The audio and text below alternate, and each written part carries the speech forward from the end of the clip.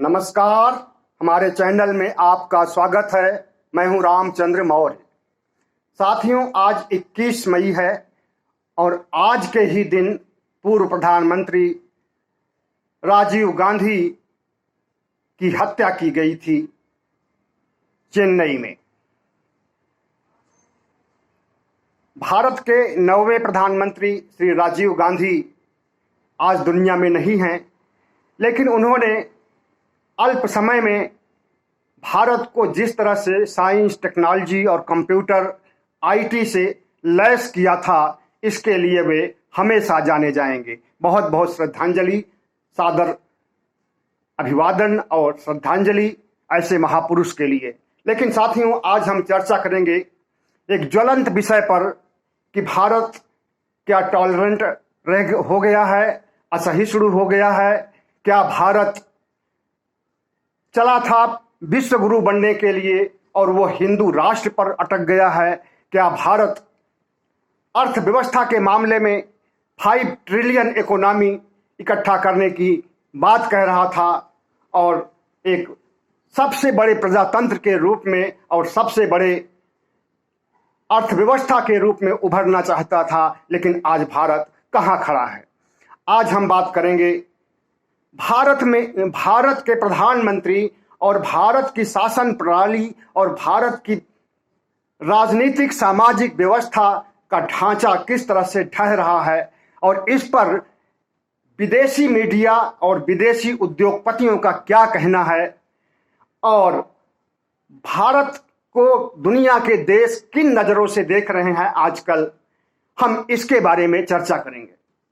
साथियों, आपको मालूम होना चाहिए कि अभी कुछ समय पहले WHO ने, वर्ल्ड हेल्थ ऑर्गेनाइजेशन, विश्व स्वास्थ्य संगठन ने एक आंकड़ा जारी करके कहा था कि भारत में कोरोना के दौरान, कोरोना की दोनों लहरों में 47 लाख से ज्यादा मौतें हुई थी और इस पर प्रतिक्रिया दिया था। भारत सरकार ने इसका विरोध किया था और इसके लिए सोर्स कहां से मिला, कहां से आंकड़े इकट्ठा किया WHO, इसके बारे में प्रश्न चिन्ह खड़ा किया था। लेकिन सिर्फ WHO ही नहीं भारत को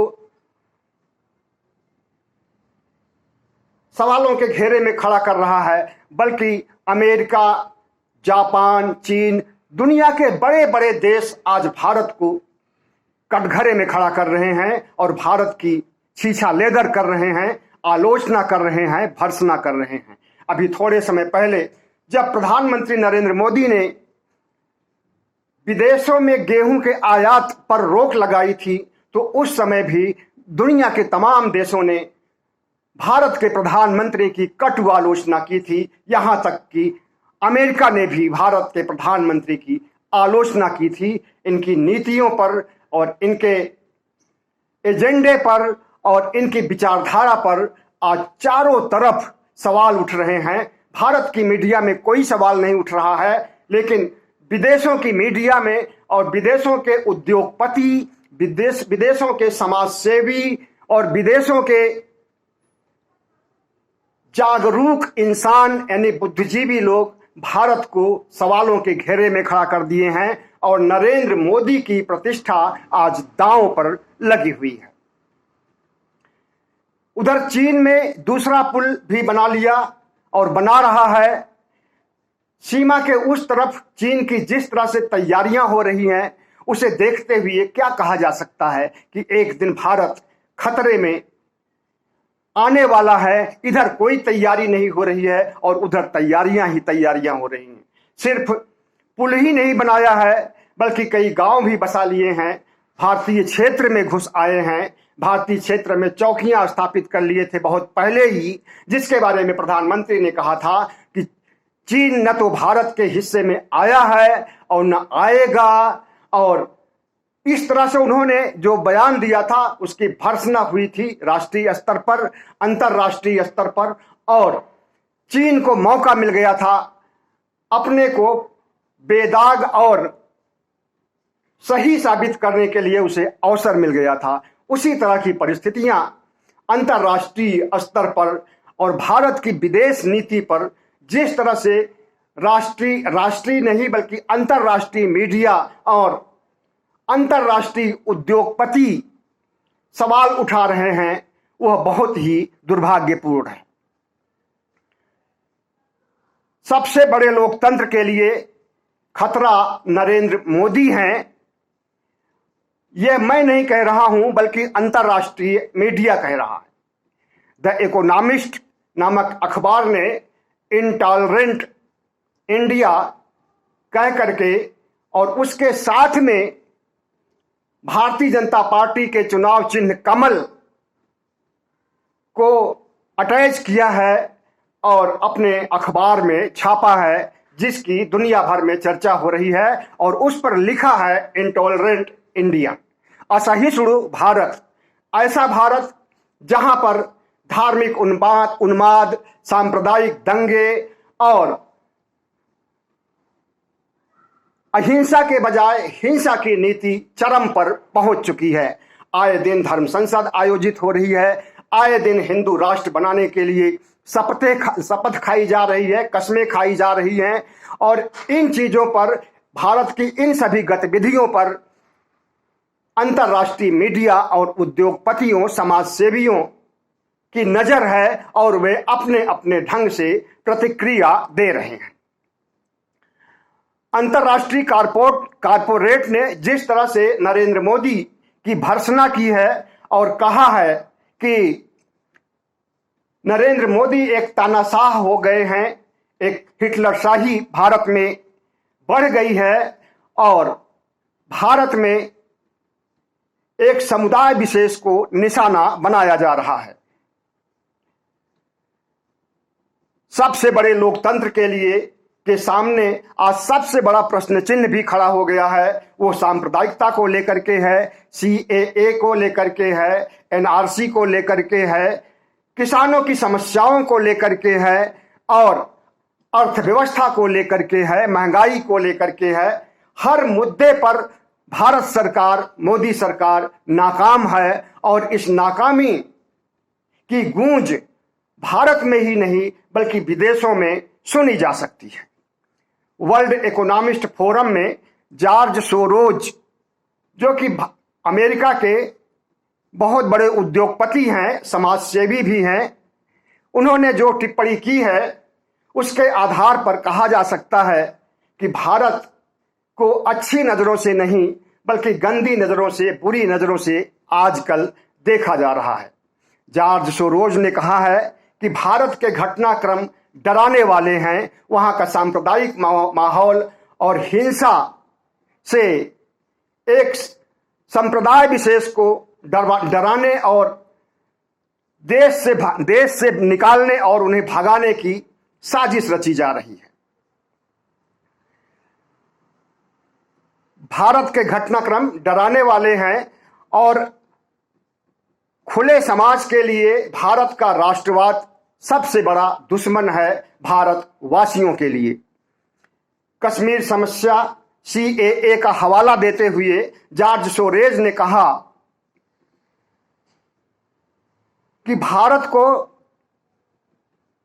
चले थे विश्व गुरु बनाने के लिए और विश्व गुरु बनाने के लिए प्रयास करने की बात कही जा रही थी और यह भी कहा जा रहा था कि भारत पहले विश्व गुरु था और आज भी विश्व गुरु बनने की कतार में खड़ा हुआ है। लेकिन उस विश्व गुरु तो नहीं बन सके, बल्कि हिंदू राष्ट्र बनाने के लिए जिस तरह से सांप्रदायिक गतिविधियां चल रही हैं, जिस तरह से धर्मांधता का बोलबाला है, उसे देखते हुए यही कहा जा सकता है कि भारत में असहिष्णुता की नीति हावी हो गई है और वहां से प्रजातंत्र, लोकतंत्र गायब हो रहा है।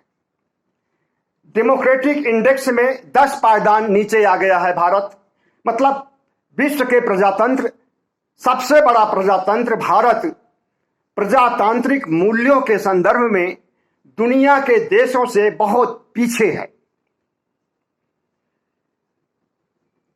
राष्ट्रवाद, सांस्कृतिक राष्ट्रवाद के नाम पर भारत में जिस तरह से सांप्रदायिकता का माहौल बनाया गया है और हिंदू मुस्लिम किया जा रहा है, हिंदू को मुस्लिम से, मुस्लिम को हिंदू से बांटा जा रहा है और वोट की राजनीति के तहत उनका विभाजन किया जा रहा है और उनके साथ अत्याचार किया जा रहा है, उनको उनके साथ नरसंहार करने की बात कही जा रही है। ऐसा भारत में कभी माहौल नहीं था। 2014 के बाद से जब प्रधानमंत्री नरेंद्र मोदी बने हैं, उसी समय से आरएसएस और हिंदू संगठनों ने सोच लिया है कि भारत को हिंदू राष्ट्र बनाने के लिए, जो अभी तक नहीं बन सका था, पूरा प्रयास करना चाहिए। और अगर प्रधानमंत्री नरेंद्र मोदी के दूसरे कार्यकाल में, मतलब कि 2019 के बाद, अगर भारत हिंदू राष्ट्र नहीं बन पाएगा तो कभी नहीं बन पाएगा। और उनका उद्देश्य यह भी है कि आरएसएस के जन्म के से लेकर के आज तक 100 साल पूरे होने वाले हैं 2025 में, और 2025 तक भारत को किसी भी सूरत में हिंदू राष्ट्र बनाना है।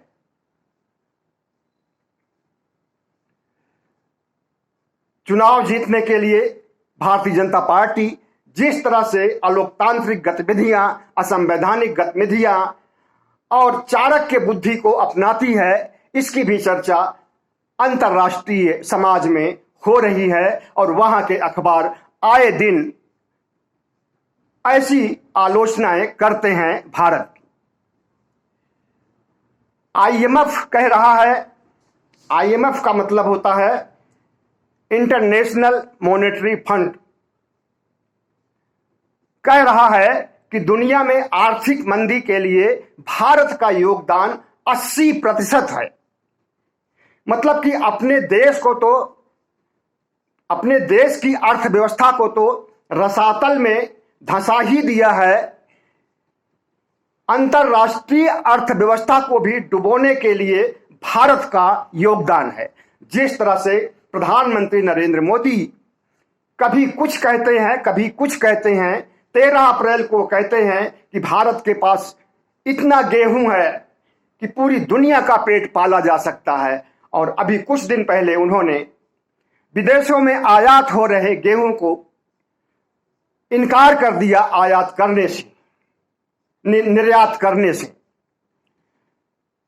तो इस पर भी विश्व समुदाय भारत के खिलाफ हो गया है। और भारत में जिस तरह से झूठ फरेब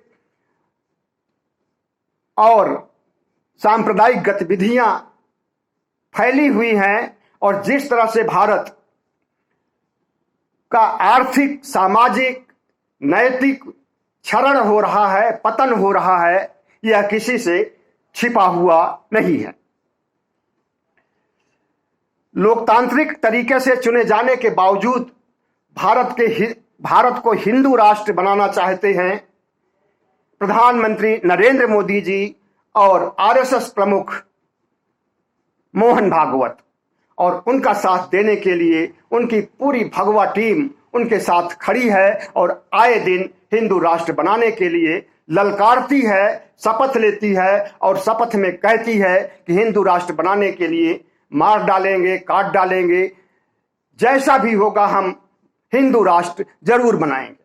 और उनके जो संत, शिरोमणि मठाधीश, शंकराचार्य, जितने भी संत मठाधीश हैं, सब जिस तरह से धर्म संसद में राग अलाप रहे हैं और धर्म संसद में भगवा संविधान को पेश कर रहे हैं, वे एक दिन जरूर इस तरह से भगवा संविधान को लागू करने की कोशिश करेंगे। इस तरह से हमारा भारत देश खतरे में है, लोकतंत्र खतरे में है, संविधान खतरे में है, और भारत के 130 करोड़ लोग खतरे में हैं। और अगर समय से नहीं जागते हैं तो ये खतरा एक दिन मुसीबत साबित हो जाएगा, भारत के लिए भी और भारत के निवासियों के लिए भी। भारत के लोकतंत्र के चारों स्तंभ को जिस तरह से प्रधानमंत्री मोदी ने चारों स्तंभ, व्यवस्थापिका, कार्यपालिका, न्यायपालिका और मीडिया को अपनी मुट्ठी में कैद कर लिया है, और कठपुतली की तरह हर संस्थानों को नचाने के लिए उन्होंने प्रतिज्ञा कर लिया है, और सांस्कृतिक राष्ट्रवाद और राष्ट्रवाद के नाम पर जिस तरह से विस्मरण किया जा रहा है, मंदिर मस्जिद का मामला उठाया जा रहा है, अब ज्ञानवापी मस्जिद को मंदिर में तब्दील करने के लिए योजना बनाई जा रही है। उतना ही नहीं बल्कि मथुरा में ईदगाह मस्जिद, शाही ईदगाह मस्जिद को भी कृष्ण जन्म भूमि के रूप में वहां पर मंदिर बनाने का इनका इरादा है और ये अपने इरादे को जाहिर भी कर चुके हैं। चुनाव के पहले केशव प्रसाद मौर्य ने जिस तरह से कहा था कि अयोध्या तो झांकी है, मथुरा काशी बाकी है, तो न सिर्फ मथुरा और काशी पर अटैक कर रहे हैं, मथुरा और काशी को भी जमींदोज कर देना चाहते हैं। वहां की मस्जिदों को उसके बावजूद कुतुब मीनार, लाल किला, ताजमहल, जितने भी मुस्लिम धर्म से संबंधित पुरावशेष है, मस्जिद है, मंदिर है, जामा मस्जिद को भी शामिल कर लीजिए उसमें, जामा मस्जिद के नीचे मंदिर होने की बात कही जा रही है, ऐसा तमाम साधु संत अब कहने लगे हैं।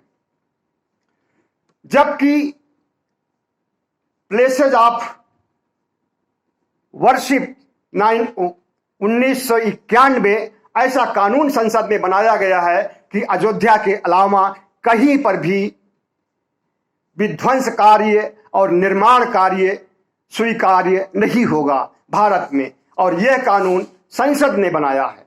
इस संसद के कानून के बावजूद इसकी अनदेखी करके, इसे नजरअंदाज करके, इसे इग्नोर करके जिस तरह से हिंदू राष्ट्र बनाने के लिए मुस्लिम समाज से संबंधित, मुस्लिम धर्म से संबंधित, मुगल काल से संबंधित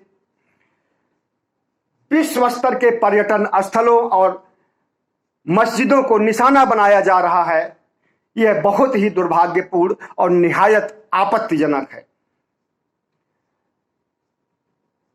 हमें तो लगता है कि संसद द्वारा बनाया गया 1991 का कानून ये वापस ले लेंगे और उसके बाद फिर जहां जहां पर मुस्लिम धर्म से संबंधित पुरावशेष हैं, पुराने मस्जिद हैं, कब्रगाह हैं, उन सब को निशाने पर लेंगे और उनका सफाया कर देंगे।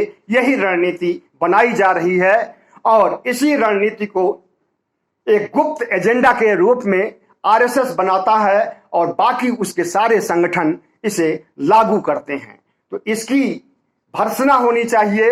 राष्ट्रीय स्तर पर तो हो ही रही है, अंतर्राष्ट्रीय स्तर पर भी अंतर्राष्ट्रीय मीडिया, अंतर्राष्ट्रीय उद्योगपति, अंतर्राष्ट्रीय समाजसेवी जिस तरह से भारत के खिलाफ आवाज उठा रहे हैं, उनके सुर में सुर मिलाते हुए हमें एक सशक्त आंदोलन की ओर बढ़ना चाहिए, अहिंसात्मक आंदोलन की ओर बढ़ना चाहिए, जिससे कि नरेंद्र मोदी, आरएसएस के प्रमुख मोहन भागवत अपनी मनमर्जी नहीं कर सके और भारत को धर्मनिरपेक्ष भारत के रूप में, जैसा कि पहले से रहा है, जैसा कि भारत की एक साझा विरासत रही है, साझा संस्कृति रही है, विभिन्न धर्मों के लोग यहाँ सौहार्द से, प्यार से रह रहे थे, उसी तरह से रहने और उसी तरह की संस्कृति की हमें आज भी जरूरत है और आगे भी जरूरत होगी।